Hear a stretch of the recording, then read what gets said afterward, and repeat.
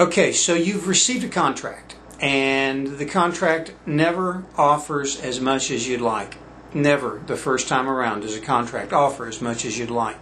Well, from nearly 2,000 clients, I can tell you that there are some basic parameters that almost universally apply to every negotiation.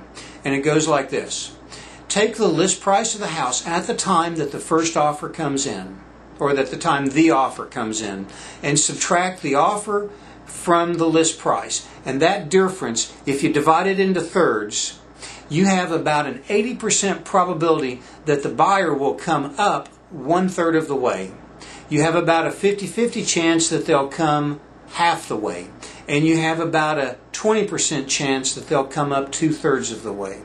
This rule of thumb is a very reliable guideline to what is going to happen in your negotiations. There are always exceptions, and some people will never come up and other people will offer you full price, but generally speaking, the reality is that every buyer has a psychological process that they go through. They're always going to think that they have to offer you less than your list price, otherwise they are not doing their job of negotiating powerfully and effectively on their own behalf. And at whatever price that they offer, they never expect to get it for that price, or almost never expect to get it for that price. So almost always they will come up about 1/3 of that difference between what they offered and what you're asking. That's about an 80% probability. Well, what the first thing you have to do is decide how much are you willing to accept. That makes a difference on how you proceed. Generally speaking, if you come down 1/3, they'll come up 1/3, and now you're only 1/3 apart. So here's an example. You've got a $200,000 home.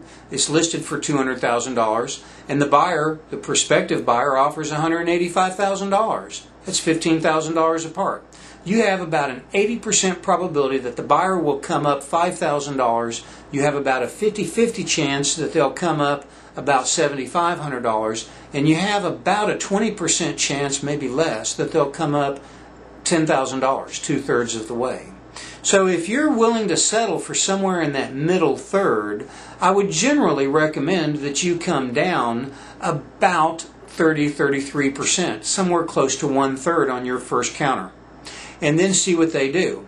If they may very well come up and say, okay. A lot of people do. In which case, you haven't given away more than you would be willing to give away.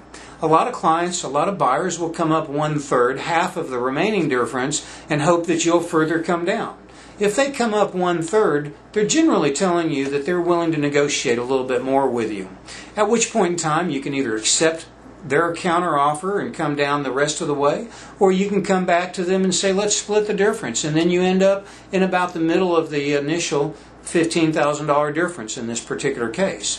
So the general sort of ebb and flow of contract negotiations is, again, take the list price minus the offer price, that difference, divide it into thirds, and then you can pretty much plan on an 80% probability that they're going to come up 1/3 of the way, a 50-50 chance they'll come up half the way, and about a 20% chance they'll come up 2/3 of the way.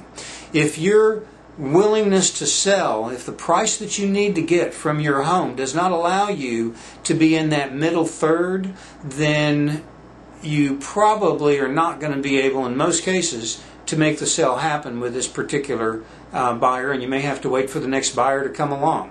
And it doesn't matter whether the buyer comes in $15,000 off, $9,000 off, $10,000 off, whatever it is that you're asking, take that difference and divide it into thirds, and you'll find that the rule of thirds applies the majority of the time.